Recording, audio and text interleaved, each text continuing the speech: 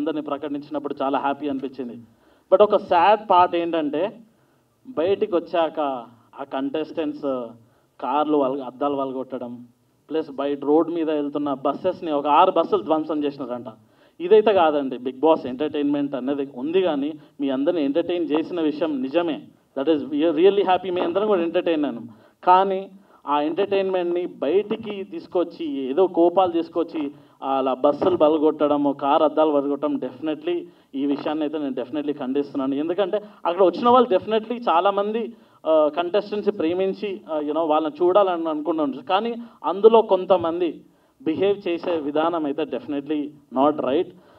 ఎందుకంటే ఇది మీరే కాకుండా చాలామంది పీపుల్స్ని కూడా రిస్క్లో పెట్టినట్టు సిచ్యువేషన్ అది. ఆ రాళ్ళు ఇసురు కొట్టడం బస్సుల మీద, ఏదన్నా కామన్ పబ్లిక్కి తాకితే అది డెఫినెట్లీ చాలా హానికరంగా విధంగా ఉంటుంది. ఎందుకంటే వచ్చే కంటెస్టెంట్స్లో కూడా చాలామంది ఫ్యామిలీ మెంబర్స్ ఉన్నాయి. అండ్ తను రీసెంట్గా ఒక వీడియో చూస్తున్నాను, గీతూ రాయల్ తను ఒక 1 hour వెయిట్ చేసి బయట ఇలా కార్ ధ్వంసం చేస్తున్నారు అని తెలిసిన తర్వాత కూడా 1 hour వెయిట్ చేసి బయటకు వచ్చింది. కానీ 1 hour కూడా వెయిట్ చేసి ఎందుకు అర్జెంటుగా రావాల్సి వచ్చింది అంటే, ఎందుకంటే వాళ్ళ ఫాదర్కి బాగాలేదంట, సో ఇమ్మీడియట్లీ రావాల్సి వచ్చింది. అయినా ఊరుకోలేదు జనాలు. సో అందులో కొంతమంది చాలా హీనంగా బిహేవ్ చేశారని నేను ఇన్స్టాగ్రామ్లో పోస్ట్ పెడితే కూడా చాలామంది కమెంట్లు పెడుతున్నారు. నాకు ఇన్స్టాగ్రామ్ డిఎమ్స్ వస్తున్నాయి, అన్న మేము అట్లనే ఉంటాం, మేము అట్లనే చేస్తాం అంటే. అది కరెక్ట్ కాదు. డెఫినెట్లీ అది బేసికల్లీ ఎవరు తప్పు తెలుసా? ఫ్యామిలీ ఉన్నారు లోపల, ఓకే, అద్దాలు పలగొడతారు అంతమంది. సో పలగొట్టేటోళ్ళది తప్పు ఓకే కాదని కాదు, కానీ లోపల డ్రైవ్ చేసేటోళ్ళది కూడా తప్పు ఉన్నది.